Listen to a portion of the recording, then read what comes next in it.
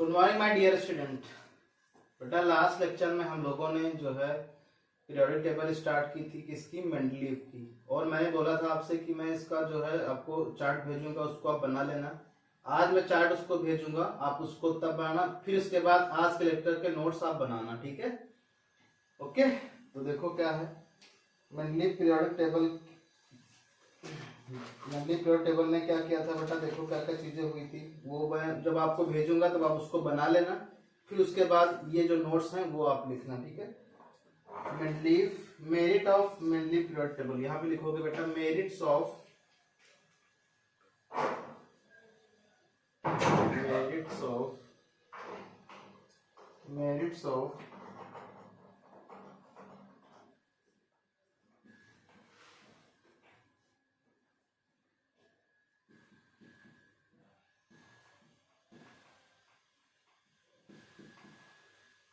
Merits of Mendeleev periodic table. Merits मतलब उसकी क्या क्या खासियत बात है उसकी, ये चीज बताना है आपको, ठीक है ना। तो लिखो इसमें,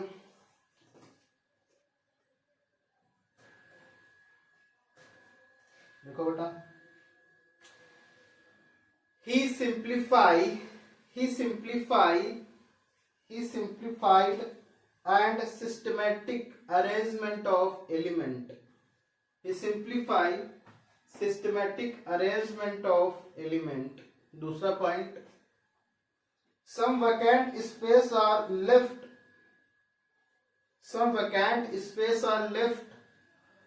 for new discovery of element.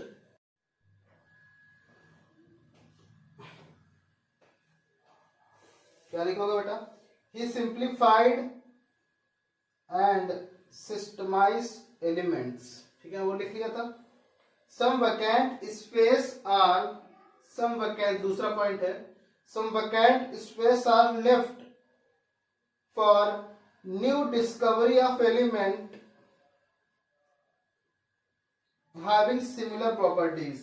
मतलब समझ रहे हो बेटा क्या इन्होंने किया बेटा, इनको क्या हुआ, इन्होंने जो एलिमेंट क्या किए थे, डिस्कवर हो गए थे, उनका तो अरेंजमेंट सिस्टमैटिक ढंग से according atomic number atomic mass के अकॉर्डिंग तो इन्होंने क्या कर लिया, अरेंज कर दिया, ठीक है ना। लेकिन क्या हुआ कि इन्होंने बीच बीच में वैकेंट स्पेस भी छोड़ा। क्या छोड़ा, वैकेंट मतलब रिक्त स्थान भी छोड़ा।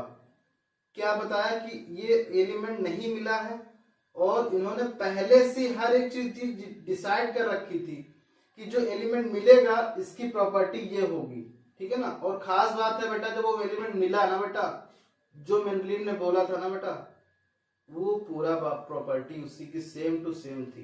तो सोच लो कितने शानदार थे वो मेंडलीव, ठीक है ना। इसीलिए इनको फादर बोला जाता है ना। इन्होंने खाली स्थान छोड़ दिया, जैसे मेंडलीव ने बेटा इनर्ट गैसेस के लिए खाली स्थान छोड़ा था, वैसे खाली स्थान छोड़ा था, तो उनकी सबकी प्रॉपर्टी भी बताई थी मेंडलीव ने कि ये चीजें होंगी, और after discovery the same situation will form. मतलब समझ रहे हो, सेम चीजें आ गई, जो चीजें डिस्कवरी जो बताया था मेंडलीव ने, वो सारी चीजें उसी में आ गई बेटा, जो उन्होंने थ्योरीज बताई थी कि भाई ये प्रॉपर्टी वाले डिस्कवर होंगे। और अपनी पीरियोडिक टेबल में उन्होंने रिक्त स्थान भी छोड़े थे, तो रिक्त स्थान छोड़े थे ना बेटा, तो क्या हुआ, उसके अकॉर्डिंग उन्होंने चीजें रखी, और उनका नाम भी रखा है, ठीक है ना, एका सिलिकॉन करके, एका एल्युमिनियम, एका एल्युमिनियम, ठीक है ना। तो लिखो क्या लिखा बेटा, some vacant space are left for new discovery of element having similar properties. ये मैंने तुमको प्रॉपर्टी लिखवा दी है। जैसे कौन कौन से स्पेस छोड़ा था, किसके लिए, एक था बेटा एका सिलिकॉन, ठीक है ना। एक था एका एल्युमिनियम,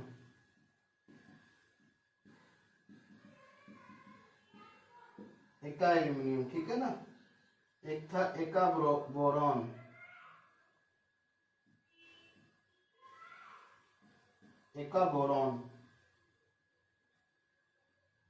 और था एका मैग्नीज, ठीक है। एका सिलिकॉन, तो एका सिलिकॉन मतलब जो आने वाला है वो, ठीक है ना, तो ये होता है जर्मेनियम। ये क्या होगा बेटा? गैलियम। और ये क्या होगा? एका बोरान का होगा सिलिकॉन। एका एल्युमिनियम, एटा एल्युमिनियम तो टेक्नीशियन, ठीक है ना। ये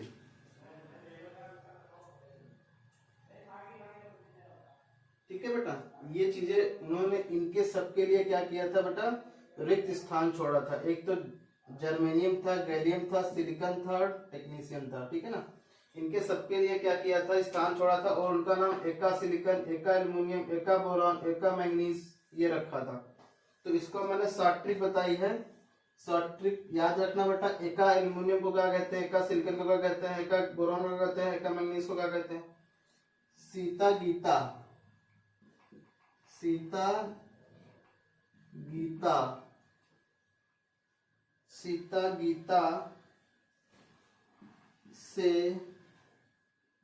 अलग, सीता गीता से अलग बीएससी नहीं एमटेक है। बीएससी नहीं एमटेक है। सीता गीता से अलग बीएससी नहीं एमटेक है। तो ऐसे देखो, सीता गीता मतलब एका सिलिकॉन से जर्मेनियम, ठीक है, और अलग एल्युमिनियम से गैलियम, ठीक है ना। एका बोरॉन से मतलब एका बोरॉन से क्या? सिलेनियम। ये सिलिकॉन बेटा स्कैंडियम होता ना, स्कैंडियम है, ठीक है ना। एका बोरॉन तो स्कैंडियम, ठीक है ना। और ये एका मैंगनीज मतलब टेक्नीशियन में एमटेक, एमटेक मतलब मैंगनीज का क्या हो जाएगा? टेक्नीशियन, ठीक है। तो ये इसके लिए ट्रिक है जो आपको याद रखना है इस चीज को, ठीक है बेटा। इस तरीके से आप लोग जो है सब तरीके से कर पाओगे। फिर नेक्स्ट है बेटा आपका, नेक्स्ट पॉइंट है he correct the atomic weight of element. मतलब समझ लो, इन्होंने एटॉमिक वेट को भी करेक्ट किया। जो न्यू डिस्कवर एलिमेंट थे उनका एटॉमिक वेट डिसाइड किया गया था कि इतना होना चाहिए, लेकिन इन्होंने क्योंकि इनके अकॉर्डिंग जो है उस एलिमेंट का एटॉमिक वेट कुछ जो है सही नहीं बैठ रहा था, क्योंकि उन्होंने अपने पीरियोडिक टेबल को एटॉमिक मास के अकॉर्डिंग अरेंज किया था, एटॉमिक मास के अकॉर्डिंग। तो उसके अकॉर्डिंग उसमें ये चीज एलिमेंट एडजस्ट नहीं हो पा रहे, तो उनको क्या किया? उनको मास को कम और ज्यादा किया, ठीक है ना। जैसे क्या था बेटा? एक तो बोरॉन, बेरिलियम था। एक एग्जांपल क्या था बेटा? ये बेरिलियम। बिफोर कितना हुआ बेटा? बिफोर मतलब पहले कितना माना जाता था? बिफोर करेक्शन, बिफोर करेक्शन था 13.5, ठीक है ना। एंड आफ्टर करेक्शन जब इन्होंने क्या किया बेटा? जब इन्होंने क्या किया? जब इन्होंने अपना बनाया तो ये हो गया 19 ग्राम, 9 ग्राम, सॉरी बेटा 19 नहीं 9 ग्राम। अब तुम सोचो बेटा 9 ग्राम ही तो होता है बेरिलियम का। तो कितने खतरनाक साइंटिस्ट थे ये, मतलब सब सही सही से बताया उन्होंने, ठीक है ना। तो ये सब चीजें जो है आपको याद रखनी है। नेक्स्ट था he correct element according to their masses. He correct element according to their masses मतलब इन्होंने क्या किया था? एलिमेंट को करेक्ट किया था उनके एटॉमिक मास के अकॉर्डिंग, ठीक है ना। जैसे कौन कौन से एलिमेंट करेक्ट किया था इन्होंने?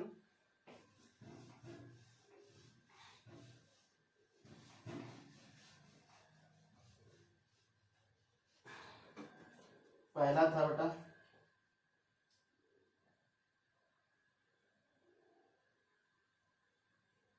यूरेनियम, बेरिलियम, बेरिलियम को करेक्ट किया था ना, इंडियम, एयू और प्लेटिनम, ठीक है ना। यूरेनियम था, बेरिलियम था, इंडियम था, गोल्ड था, प्लेटिनम था। इनके मास को उन्होंने करेक्ट किया था बेटा, ठीक है ना। जैसे अभी मैंने एग्जांपल क्या बताई, किसको किसमें एटॉमिक वेट के अकॉर्डिंग करेक्ट किया था, तो ये भी इन्होंने क्या किया था बेटा? करेक्ट किया था इनके वेट्स को भी, ठीक है ना।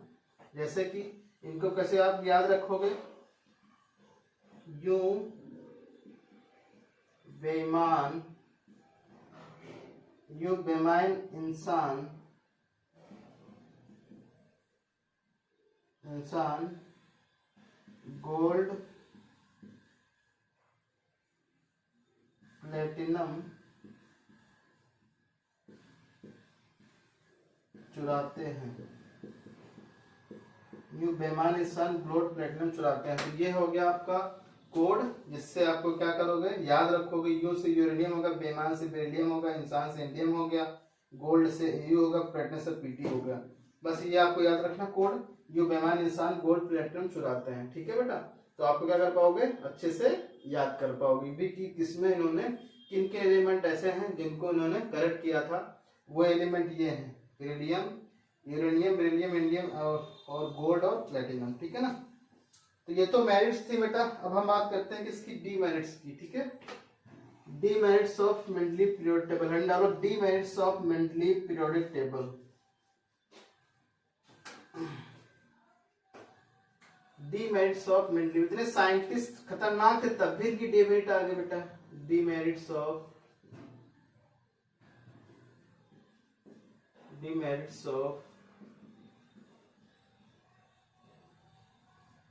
मेंडलीज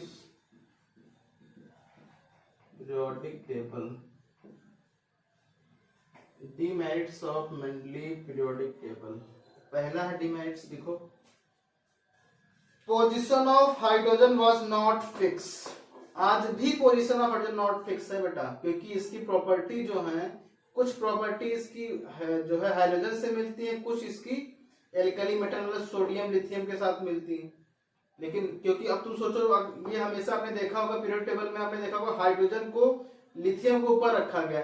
अब तुम सोचो बेटा, लिथियम तो एक मेटल है और हाइड्रोजन क्या नॉन मेटल है। हाइड्रोजन में गैस होती है, मेटल, लिथियम एक मेटल होता है। अब तुम सोचो, इसकी मैं इसको पोजीशन बताऊं कि भाई इसके क्यों डिसाइड नहीं है, क्यों इसको इस तरीके से रखा है। तो अंत में जो है इसको कहीं रख दिया गया कि वहां इसको रख दिया गया इसको। ठीक है ना, क्योंकि इसकी जो प्रॉपर्टीज है बेटा, वो हाइड्रोजन एलिमेंट से, हाइड्रोजन मतलब जिसे क्लोरीन, ब्रोमीन, आयोडीन, ये सब इनसे भी मिलती हैं, और lithium, aluminium, lithium, sodium, manganese, potassium, इनसे भी मिलती हैं। बात समझ रहे हो, तो इन दोनों से, यानी कि एल्कली मेटल और हाइड्रोजन से ये इनकी प्रॉपर्टी मिलती है। ठीक है ना, इसीलिए इनको पोजीशन फिक्स नहीं कर पाए कि ये हाइड्रोजन को कहाँ रखा जाए। तो पहली ड्रॉबैक तो यही आ गया कि the position of hydrogen was not fix. और उस समय बेटा आइसोटोप नहीं डिस्कवर हुए थे। आइसोटोप समझते हो, बताया है ना तुमको आइसोटोप्स क्या होते हैं, जिनकी जो है, जिनका एटॉमिक नंबर क्या होता है बेटा, आइसोटोप का एटॉमिक नंबर जिनका सेम होता है। जैसे आइसोटोप्स हाइड्रोजन के कितने होते हैं, 3 होते हैं, 1H1, 1H2 और 1H3। ये हाइड्रोजन होता है, ड्यूटेरियम होता है, ट्राइटियम होता है। वैसे कार्बन 612 होता है और कार्बन 613 होता है और 6 कार्बन 14 भी होता है। ठीक है ना, तो ये है आइसोटोप्स, मतलब एक ही जाति के होंगे लेकिन अलग अलग होंगे। ठीक है, उनका जो मास परसेंटेज है वो अलग अलग होगा, तो ये आइसोटोप्स होते हैं। तो मेंडलीव ने उस समय आइसोटोप्स के बारे में कोई डिस्कवरी नहीं की थी, इसीलिए आइसोटोप्स का स्थान उन्होंने नहीं रखा उनमें। ठीक है ना, तो ये भी लिख लोगे, no separate space was given for isotopes. और उस समय रेडियो एक्टिव एलिमेंट भी थे और उनका स्थान इन्होंने जो है अलग तरीके से नहीं, जैसे अभी तक देखा होगा आपने, एक F ब्लॉक होता है, उसको अलग से रखा गया है। ठीक है ना, क्योंकि उनके अंदर क्या होते हैं, रेडियो एक्टिव एलिमेंट होते हैं। आपने पीरियोडिक टेबल देखोगे बेटा, तो उसमें F ब्लॉक अंदर जो सबसे नीचे रखा होता है, F ब्लॉक को, उनको F ब्लॉक क्यों कहा जाता है, क्योंकि उनके अंदर रेडियो एक्टिव नेचर होता है। ठीक है ना, लेकिन उस समय जब इन्होंने बनाया, जो अपनी पीरियोडिक टेबल बनाई, उस समय इन्होंने F ब्लॉक एलिमेंट्स को उसी पीरियोडिक टेबल में स्थान दिया। ठीक है ना, सेपरेट स्थान नहीं दिया। ठीक है बेटा, and incorrect position of element according to their atomic masses. ठीक है, और क्या किया इन्होंने, क्या किया, incorrect position of element according to their atomic masses.